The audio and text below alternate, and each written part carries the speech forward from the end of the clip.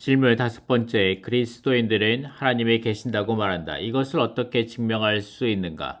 비록 우리의 육안으로는 하나님을 볼 수 없지만 우리는 그분을 알고 이해하며 증명하고 체험할 수 있다. 하나님을 인식하거나 증명하는 것은 첫째로 하나님께서 창조하신 우주와 모든 것을 통해서이다. 로마서 1장 19절과 20절은 이렇게 말한다. 왜냐하면 하나님을 알 수 있는 것이 그들 속에 나타나 있기 때문입니다. 하나님께서 그것을 그들에게 이미 나타내셨습니다. 세상이 창조된 이래로 하나님의 보이지 않는 것들, 곧 그분의 영원한 능력과 신성한 특성들은 지으신 것을 통하여 분명히 보게 되고 알게 되어 있습니다. 그러므로 사람들은 변명하지 못할 것입니다. 이 구절들에 의하면 우리는 두 가지 방식으로 하나님의 존재를 증명할 수 있다. 첫째로는 그분께서 창조하신 만물, 즉 창조물을 통해서이고, 둘째로는 인간 존재의 본성과 성격과 속부분들을 통해서이다. 우주의 설계자, 창조물에 관해서 우리는 우주와 별들과 공간을 볼 수 있다.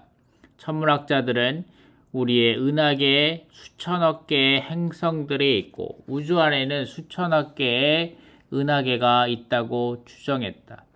우리의 태양계에는 태양을 중심으로 해서 그 주위를 도는 8개의 행성이 있다.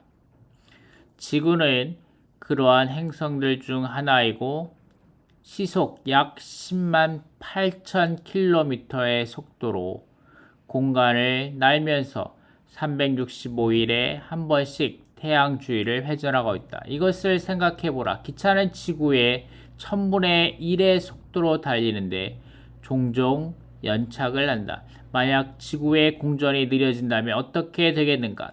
게다가 지구의 공전과 자전, 23.5도로 기울어진 축이 하루에 24시간, 1년 4계절, 여러 가지 다른 기후들을 만든다. 해와 달과 지구의 자전과 공전이 우리에게 정확하고 놀라운 달력을 가져온다. 해와 달과 지구 사이의 거리는 생명이 살기에 가장 좋은 환경을 만든다. 만약 지구와 해의 거리가 현재보다 10%만 짧거나 길어도 땅에 있는 모든 생물은 타 죽거나 얼어 죽을 것이다. 달과 지구의 거리가 약 37만 킬로미터가 아닌 8만 킬로미터였다면 모든 바닷물은 달의 중력에 끌려가 산꼭대기들을 포함한 지구의 지표면 전체에 홍수가 났을 것이다.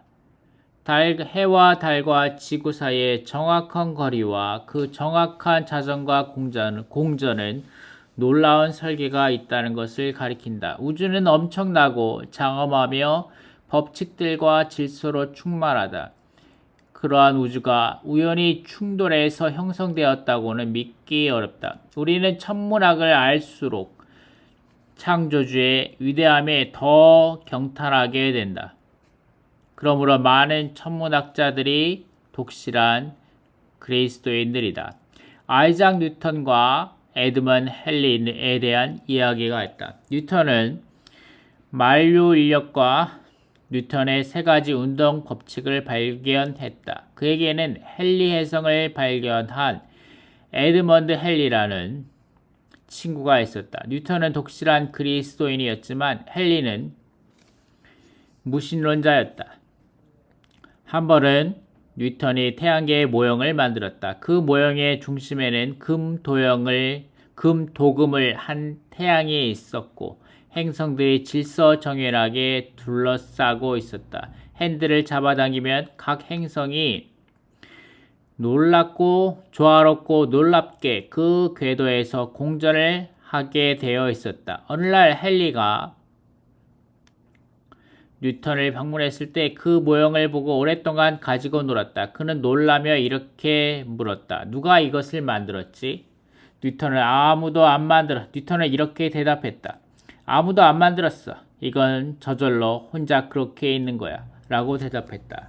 그건 불가능해 라고 헨리가 말하면서 분명 누군가가 설계를 했어. 그리고 이걸 만든 이는 분명 천재야 라고 했다.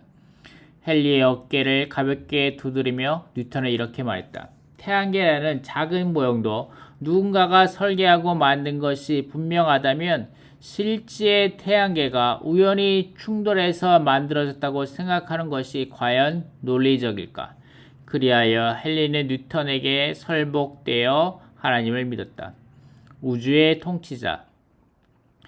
우주의 경위와 규칙성과 정확함은 우주의 배후의 설계자, 곧 창조주가 존재한다는 것을 우리가 믿지 않을 수 없게 한다. 우주의 현상을 주목할 때 우리는 통치자가 있다는 것을 믿을 수밖에 없다. 인과관계 이론에 의하면 모든 것이 일어나는 데에는 원인이 있다. 예를 들어 정확한 시계는 반드시 전문적인 시계 제작자의 일에서 나온다.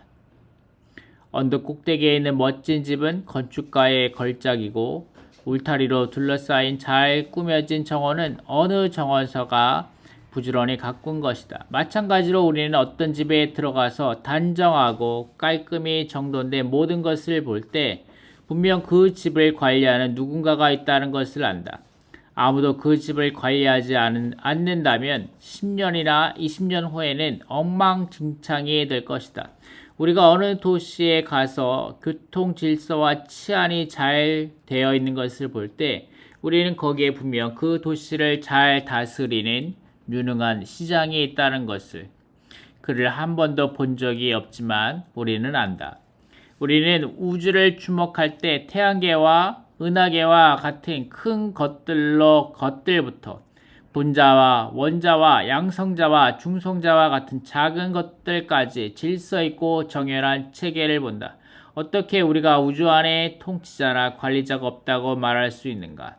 물리학에서 연력학체의 이 법칙은 어떤 것이든 단독적으로 고립된 물리계는 점점 쇠폐하여 혼란해진다고 말한다.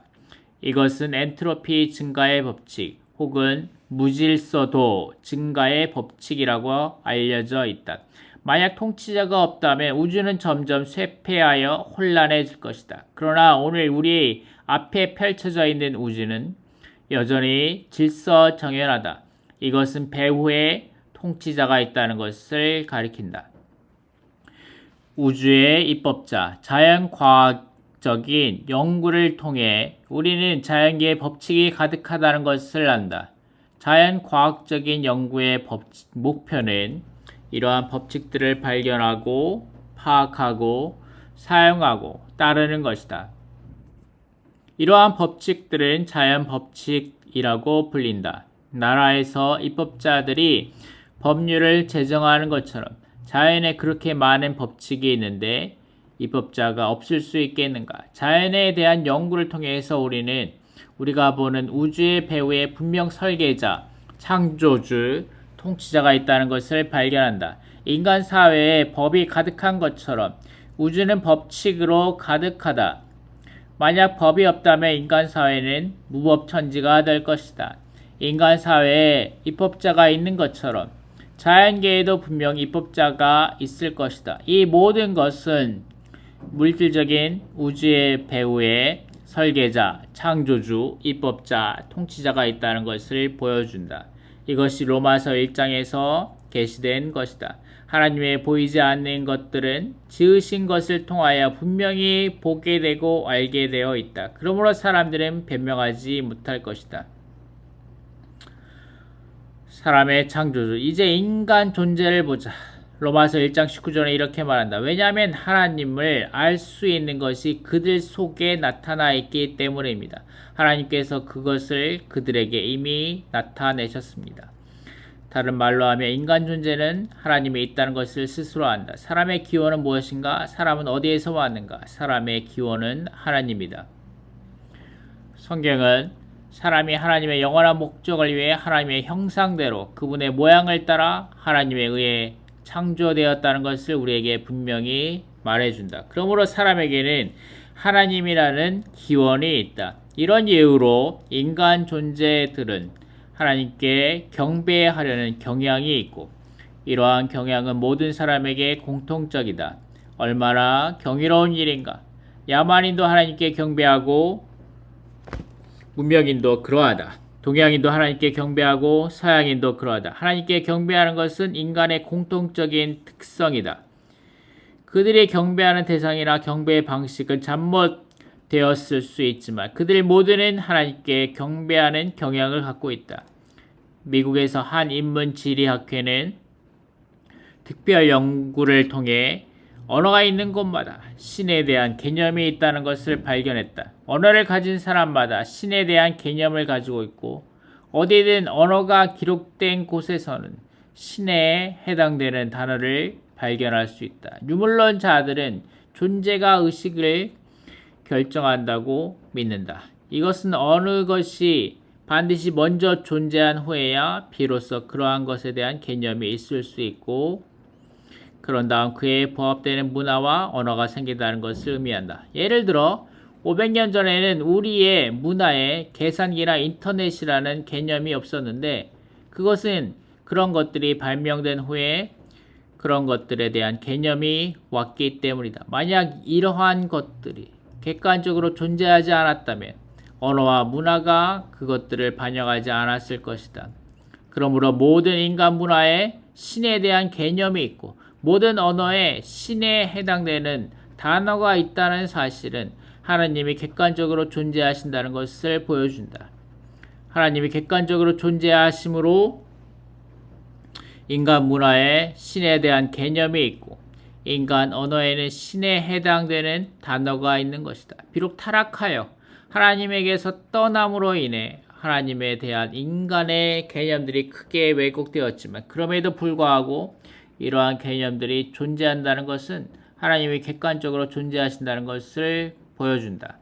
동시에 인류 가운데 도덕률이 일치하는 것은 놀라운 일이다. 고대의 대부분의 민족들과 종족들은 서로 떨어져 있었고 그들의 불합박과는 많은 소통이 없었다. 그러나 후에 여러 지역과 종족과 민족들 간의 도덕률은 오늘날 대부분의 사람들이 선하고 도덕적인 행동으로 여기는 것과 일치하는 것으로 발견되었다. 예를 들어 진, 선, 미, 인자, 지혜, 용기 등은 일반적으로 미덕들로 받아들여지지만 부정적이고 비인간적인 것들은 보통 반대와 유죄 판결을 받는다. 도덕률이 일치하는 것은 인간 존재가 하나님의 형상대로 창조되었으므로 같은 기원을 가지고 있다는 것을 보여준다. 사랑과 빛과 거룩함과 의라는 하나님의 속성들이 많든 적든 사람들 속에 있어 같은 도덕률을 갖게 한다. 하나님은 실질적이심. 한면으로 창조된 우주적인 물질적인 우주는 배후에 창조주, 설계자, 통치자, 입법자가 있다는 것을 보여준다. 또한 또 한면으로 모든 사람은 같은 기원과 같은 본성과 기원을 갖고 있고 신을 경배하는 경향을 갖고 있다. 모든 인간 문화에는 신에 대한 개념이 있고 모든 언어에는 신에 해당되는 단어가 있다. 이 모든 것은 하나님이 존재하신다는 것을 증명한다.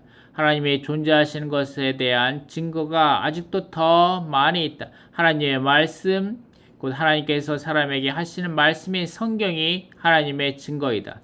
하나님은 태초에 그분께서 천지를 창조하셨다고 사람에게 말씀하셨다. 그런 후 2000년 전에 하나님의 체험으로서 오신 예수 그리스도라는 사람이 이 땅에 계셨다. 그분께서 나타나신 것은 하나님께서 나타나신 것이었고 그분의 나타남은 하나님이 계신다는 것을 증명한다. 그뿐 아니라 모든 그리스도인은 하나님이 계신다는 것을 자신의 체험으로 증명할 수 있다. 이 하나님은 실질적이고 살아계시고 체험할 수 있는 분이시다. 오늘 우리에게는 객관적인 많은 증거가 필요할 뿐 아니라 더욱 하나님에 대한 주관적인 체험들이 필요하다. 우리의 체험에서 우리는 하나님의 실제로 존재하시고 참되시며 살아계심을 증명할 수 있다. 그분은 우주 안에서 살아계실 뿐 아니라 또한 우리의 영 안에서 사시고 우리의 마음에 거하시고 우리와 놀라운 관계를 갖기를 원하신다. 그러므로 우리는 단지 하나님이 외적이고 객관적인 존재에 대해 말하는 것이 아니다. 더 중요한 것이 있다. 우리는 여러분 각자가 마음을 열고 영을 열어 하나님을 접촉하고 그분께서 여러분 안으로 들어오시도록 해드리기를 바란다. 그러면 여러분은 실질적으로 그분을 체험할 것이다.